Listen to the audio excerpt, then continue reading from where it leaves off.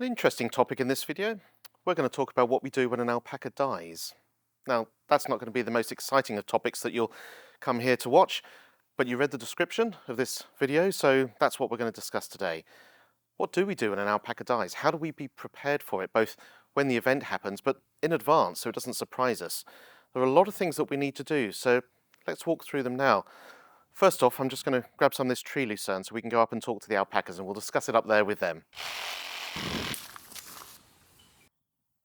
Benjamin Franklin, he once said, there are only two things in life that are certain, death and taxes. Taxes is something we're going to be covering when we do our videos on the business of alpacas. We've got plenty of those coming up, so if you want to get notified, please subscribe and hit that bell. They're going to be really interesting about how to make a successful business based around alpacas. But the topic we're here to... Here's where you got your head in the way. The topic we're here to cover today is unfortunately about death. It does happen. We've lost a few. It can happen from old age.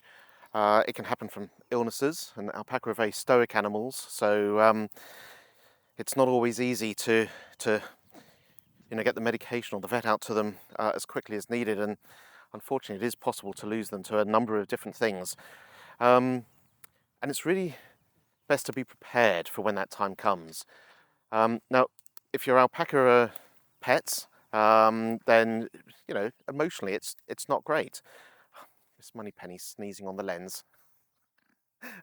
They do say don't work with animals and children, so it's actually quite heartbreaking when it happens, and you're going to want to be able to cope with that. You're going to be able to want to do what you need to do as quickly as possible to say goodbye to them and move on. So I really want to talk through what we've done. There'll be many other ideas and advice as well, so please perhaps leave those in the comments. But let's get into the things we've done. So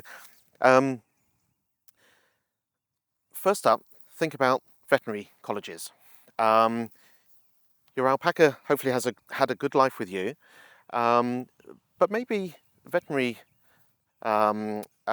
college can benefit to teach more people about alpacas. Not too far from here, we've got a veterinary college that has in the past been very interested in taking alpacas that have passed away, so they can use it as part of their courses. Now, we haven't actually sent any of our alpacas there because the two times when that was an option to us, unfortunately they had some alpacas in the freezer and that wasn't something they could do. So, but I would always give them a call anyway, because if the alpacas can be of use to someone to learn more about alpacas, then ultimately they all benefit, as do we as alpaca owners.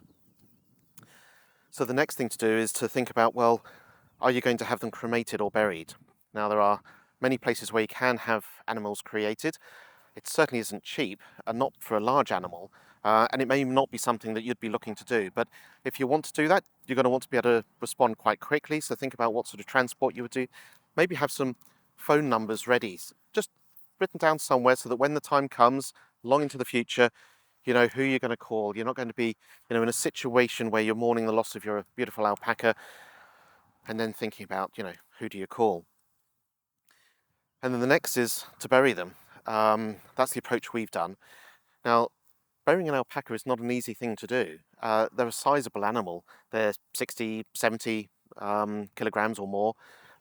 Getting them to a burial site isn't going to be particularly easy unless you've got a tractor with a bucket or some other trailer or vehicle and someone perhaps to assist you with lifting them. But digging that hole as well, it's a sizable hole that you need to dig. So what we've done, we've secured an area on our land that we've said, right, this is where any alpaca that pass away, that's where we're going to bury them. We've made it a really nice area. We've put some fruit trees there. It's a nice little sanctuary, almost like a garden of remembrance, just to say, look, this is where our beloved alpaca are.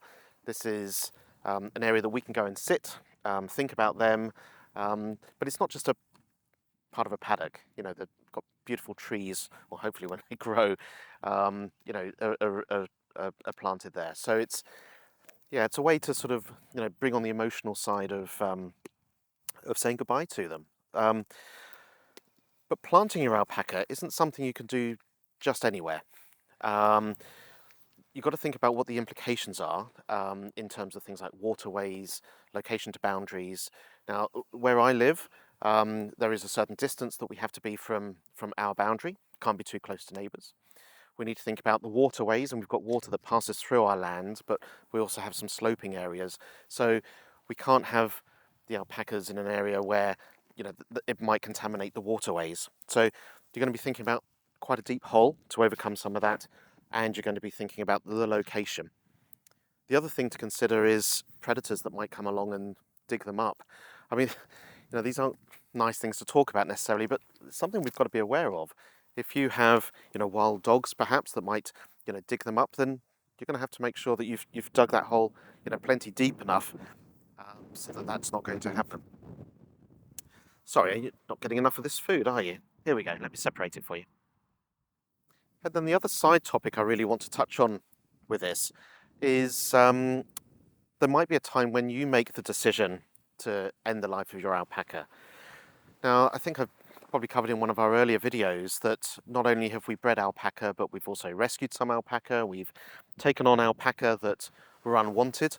And we try to give them the best life we possibly can. But some of them have not come with best health. And there comes a point in time where we look and we say, is that animal suffering? Is there a condition that is causing them some distress? And we have had a few animals that we've decided it was time to say goodbye to them. That's a really difficult thing to do because you've got to be absolutely sure it's the right thing. You can't just pass them on to someone else to worry about that problem. It's your problem to solve. So we got in touch with a really fantastic gentleman nearby who does home kill. Incredibly compassionate. He guided us on what to do to make sure that they were in a very comfortable place. They didn't know what was happening to them. He did what he needed to do. We weren't around at the time. We disappeared into the house. It was his advice to do that. And then when we came out, essentially the deed had been done. And then it was for us to obviously to bury them. It was a really tough thing to do, but we had a couple of girls who were definitely it was time for them. The way they look at you. I mean, you may see that in a couple of your alpacas. They're letting you know that the time is right. So they didn't know it was coming. It happened very peacefully. It's instant, and then we were able to put them into into our designated area for alpacas. So. Anyway, not the best topic, but one I think that needs to be covered. If you haven't thought about what you're going to do, then give that some thought. Make sure that you're prepared. If you want to have a chat about it, please use the comments in this video. More than happy to talk about our experiences. Maybe share your experiences. I think the more we talk about these sort of things, the better we'll all be prepared. Okay, I think enough talking about those sort of things. Let's get on with sharing some of this. It's just you two. The others have left, haven't they? Yes. Okay. Do you want some more of this treat, Lucerne? Thank you very much for watching, and please do like and subscribe to this video.